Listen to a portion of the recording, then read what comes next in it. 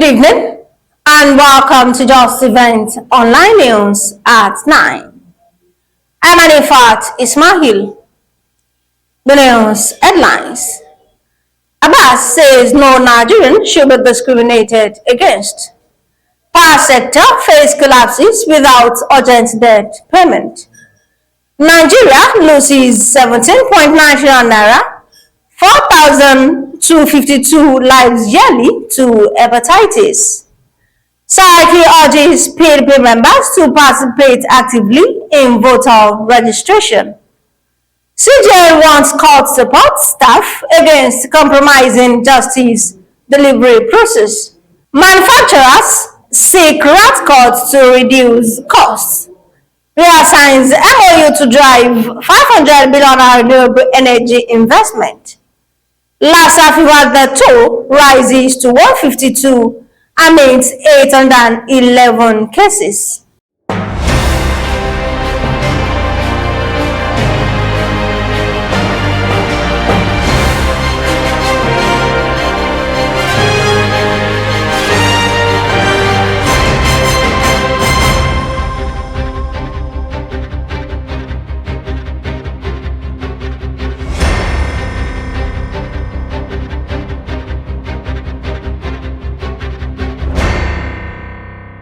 Now the news in details.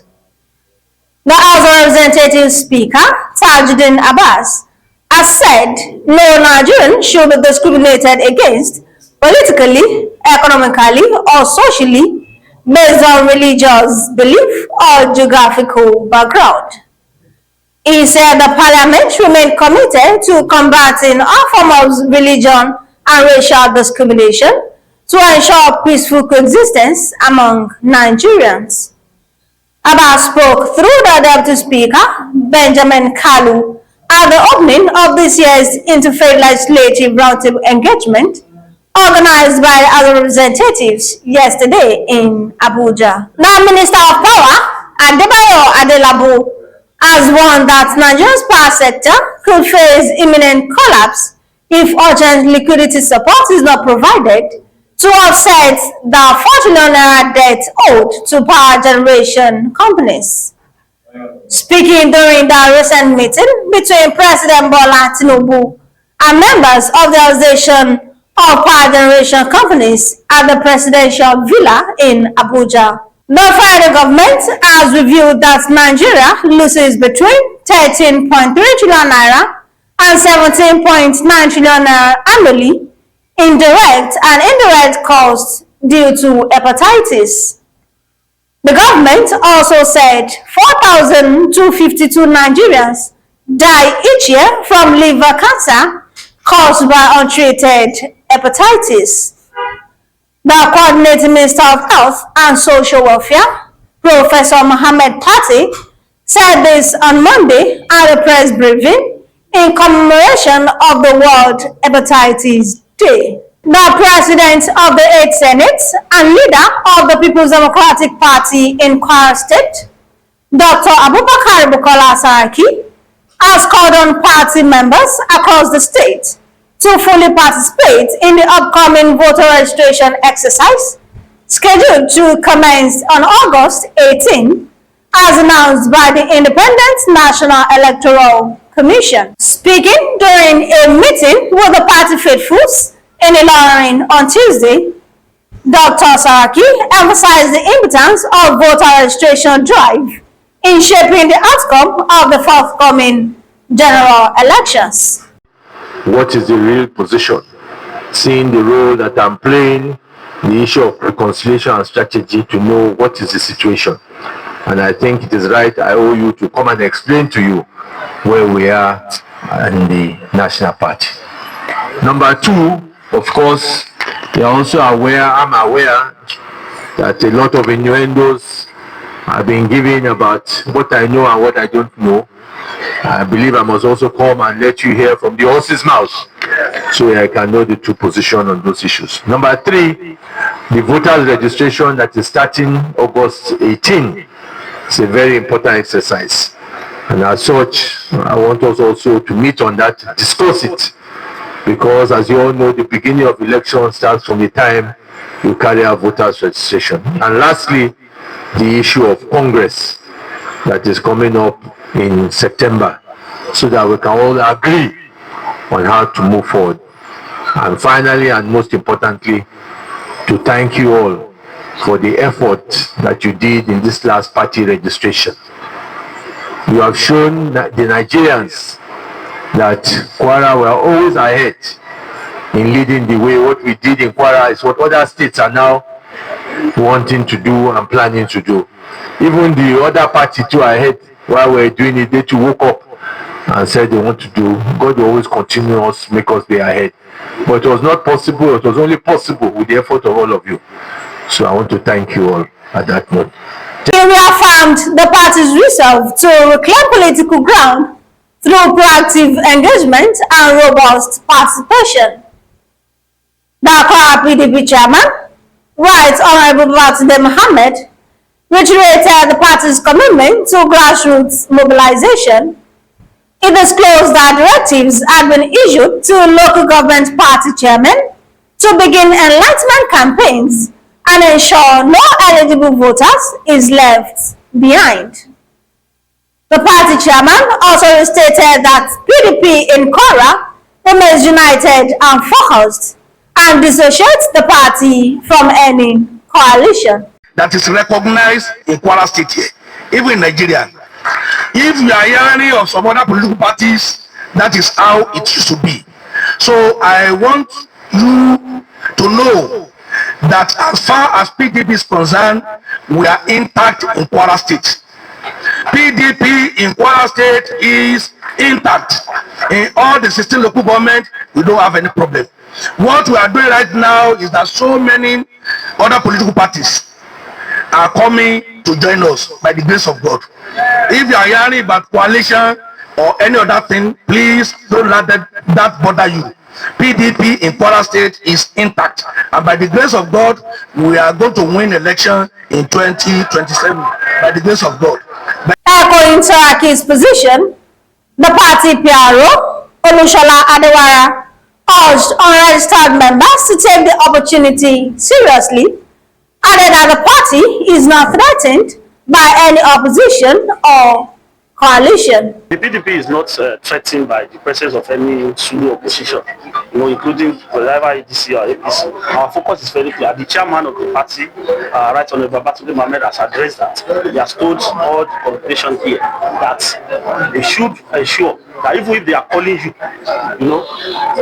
the responsibility lies in an individual party member to know that PDP that we are in, we are facing the struggle of 2027 very squarely with the determination that we are going to take over the government. So we are not disturbed by any noises from any other political party. The PDP still remains the at critical forefront of the struggle for Nigerian democracy, both in Kwara and Nigeria. So we are not disturbed by the presence of any other pseudo opposition. We are going to work together. We are going to the ADC, any other party in Kwara. As far as we are concerned, the PDP is the leading institution. We are going to unite all those forces and ensure we face those who are misgoverning our states. Chief Justice of Nigeria, Justice Kudirat Kekereekun, has warned court support staff against engaging in unethical conduct capable of compromising the essence of the nation's justice delivery system. Justice Kekereekun noted that their involvement in any unethical conduct, like the leakage of judgment, soliciting bribes, or acting as intermediaries for corrupt litigants, erodes the foundation of justice and weakens public confidence in the justice delivery system. The Manufacturers Association of Nigeria, MAN, yesterday called on the Central Bank of Nigeria to reduce interest rates to push back inflation. It also asks the CBN to synergize with the fiscal authority to provide supportive measures that will position the manufacturing sector. MAN, while reacting to the report of the CBN's Monetary Policy Committee meeting held on July 21st to 22nd, 2025, said its decision to maintain the current interest rate is not sufficient to address inflationary pressure and reposition the economy on the path of growth. The Rural Electrification Agency on Monday signed multiple memoranda of understanding with key institutions and private sector players, targeting over 500 billion naira in private sector-led investment and significant infrastructure deployment across underserved communities. The event, themed Strengthening Partnership for Sustainable Energy Access and Socio-Economic Development, took place in Abuja, gathering stakeholders from the security, agriculture, correctional services, banking, and clean energy sectors. Addressing participants, RA's Managing Director, Abba Adliu, declared that the MOUs signed by the agency are not ceremonial paperwork, but practical roadmaps for delivering measurable reports. The Nigeria Center for Disease Control, NCDC, on Monday said Nigeria has recorded 152 deaths from Lassa fever so far in 2025. The case fatality rate now stands at 18.7%, higher than the 17.3% recorded during the same period in 2024. The NCDC also noted that the number of new confirmed cases in week 28 remained the same as in week 27, with fresh infections reported in Ondo, Edo, and Benue states.